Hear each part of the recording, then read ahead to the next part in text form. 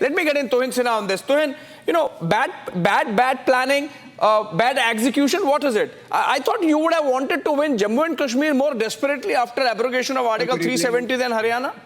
Good evening, Abhishek ji. Good evening, everybody. Yes, so we ideally want to win every state, but, we faced a very humiliating defeat in Jharkhand, and we could not, we had to just cut a very sorry figure. The point is, by forming this committee, Congress party has once again mocked our democracy. They have all once again showed a very perverse, sense of entitlement. Where is this madness going to stop? Tomorrow, are they going to form a body to, monitor the office of the president of the country? Tomorrow, are they, going to form a body to monitor the conduct of the Supreme Court?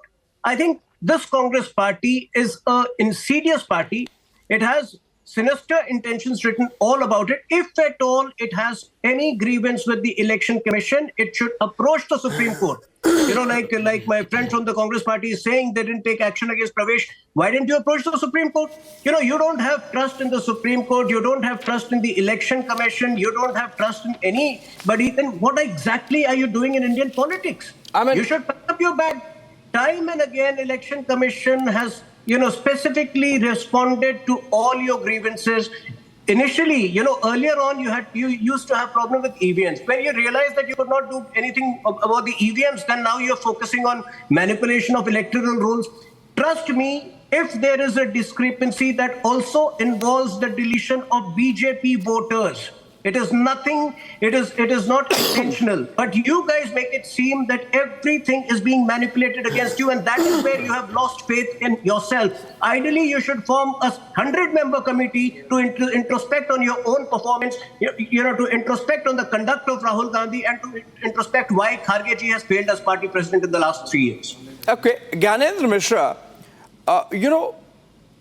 the matter has gone right up to the Supreme Court, raising questions about Maharashtra elections, about EVMs, about Haryana elections. It has been disposed of by the Supreme Court. And so far as the question of EVMs is concerned, it has been to the topmost court of the country at least half a dozen times. And every time, Congress party, its backers, they had to really roll back. But somehow it seems the Congress party is in a mood to escalate, because this is a mark of desperation. This is the same Congress party which made MS Gill a Congress MP and then a minister. This is the same Congress party when it was in power. We had those unseemly, pictures of stories of Naveen Chawla coming out of meeting and briefing Sonia Gandhi. And, I can't help with the timing because he has passed away just a couple of days back. But we know those stories. Congress party should be the last to be questioning the Election Commission and to be compromising the dignity of the high constitutional body. Can you unmute yourself, Gansh? Can you Sorry, I was one more. So I will make 2-3 points here, Abhishek. So you were talking about, first you started talking about that the Supreme Court has given, the judgments on EVM. So you were talking about that every political party should have in respect towards what the Supreme Court says and decide. But what happens when the same Supreme Court said to ensure when the Supreme Court first very categorically questions the appointment of Chief Election Commissioner by clearly saying that there seems to be in complete haste and disregard to the established process when Mr. Chawla was appointed as an election commissioner. Then the Supreme Court says that to appear to Election Commission to be in impartial, the Chief Justice of India should be one of the member of the Election Commission. Opposition party, leader of opposition, and then leader of ruling party and the Supreme Court nominee. Why the government give scant respect to the sentiment, not sentiment, but a clear observation order of the Supreme Court, and remove the name of the nominee of the Supreme Court and make the Election Commission constructed? You can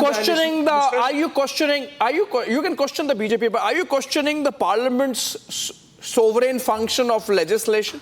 I mean, I think the parliament is supreme when it comes to legislation. Yes, the court can interpret.